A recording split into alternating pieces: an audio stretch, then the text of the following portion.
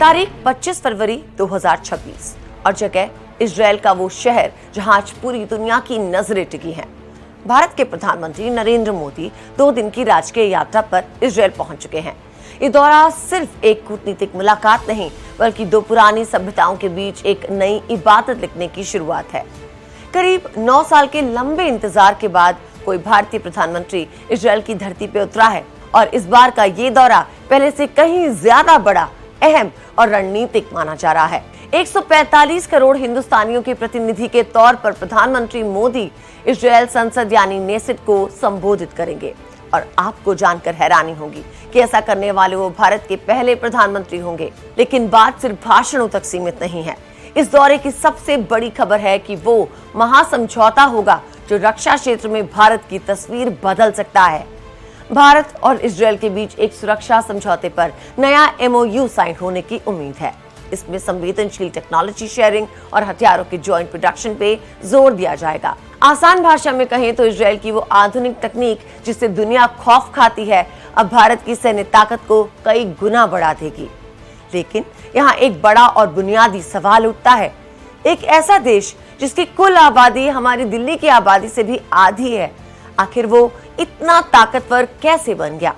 कैसे एक नन्हा सा देश पूरी दुनिया की राजनीति और सुरक्षा का केंद्र बना है?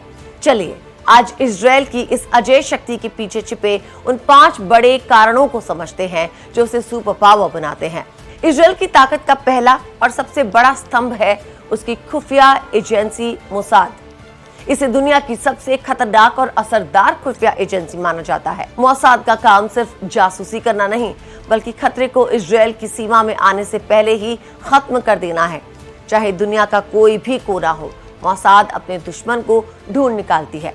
इनकी प्रोएक्टिव सुरक्षा रणनीति का मतलब है कि इजरायल हमला होने के बाद प्रतिक्रिया नहीं देता, बल्कि हमले की साजिश रचने वालों को बॉर्डर के बाहर ही ढेर कर देता है।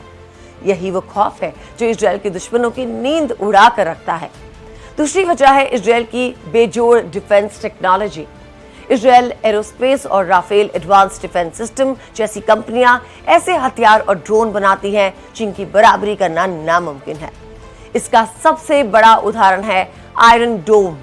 ये वो मिसाइल डिफेंस सिस्टम है जो दुश्मन के रॉकेट्स को हवा में ही खिलौने की तरह उड़ा देता है। इजरायल ने न केवल इन तकनीकों से खुद को सुरक्षित रखा, बल्कि दुनिया भर में इन्हें एक्सपोर्ट करके अपनी अर्थव्यवस्था को भी चट्टान जैसा मजबूत बना दिया है। तीसरी बड़ी वजह है रिसर्च एंड डेवलपमेंट पे उनका अटूट भरोसा। इजरायल अपनी GDP का करीब 6% हिस्सा सिर्फ रिसर्च पे खर्च करता है, जो पूरी दुनिया में सबसे ज्यादा है। वहाँ की यूनिवर्सिटी, प्राइवेट कंपनियां और सेना एक साथ मिलकर काम करती हैं। चाहे खेती की नई तकनीक हो, साइबर सुरक्षा हो या फिर आर्टिफिशियल इंटेलिजेंस, इजरायल हर मामले में दुनिया से 2 कदम आगे रहता है। वो रुकता नहीं, वो हर दिन खुद को अपग्रेड करता है। चौथा कारण जो इजरायल को अजय बनाता है वो है वहाँ की अनिवार्य सैन्य ट्रेनिंग। इजरायल में जैसे ही कोई नागरिक 18 साल का होता है, उसे सेना में सेवा देना अनिवार्य है, चाहे वो पुरुष हो या महिला। इस सिस्टम की वजह से इजरायल का हर नागरिक एक ट्रेंड सैनिक है।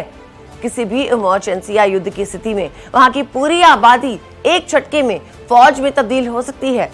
यह अनुशासन और जज्बा ही इजरायल की सबसे बड़ी पूंजी है। और 5वीं वजह है इजरायल का स्टार्टअप कल्चर। इसे दुनिया का स्टार्टअप नेशन कहा जाता है। छोटी आबादी के बावजूद यहाँ टेक्नोलॉजी, साइबर सुरक्षा और AI में हजारों स्टार्टअप्स हैं। टेल अवीव जैसे शहर आज ग्लोबल टेक हब बन चुके हैं। यहाँ के युवाओं में रिस्क लेने और कुछ नया खोजने का ऐसा जुनून है कि दुनिया की बड़ी बड़ी टेक कंपनियां इजरायल के सामने घुटने टेकती है। प्रधानमंत्री मोदी की ये यात्रा इसी ताकत और इसी जज्बे के साथ हाथ मिलाने की कोशिश है।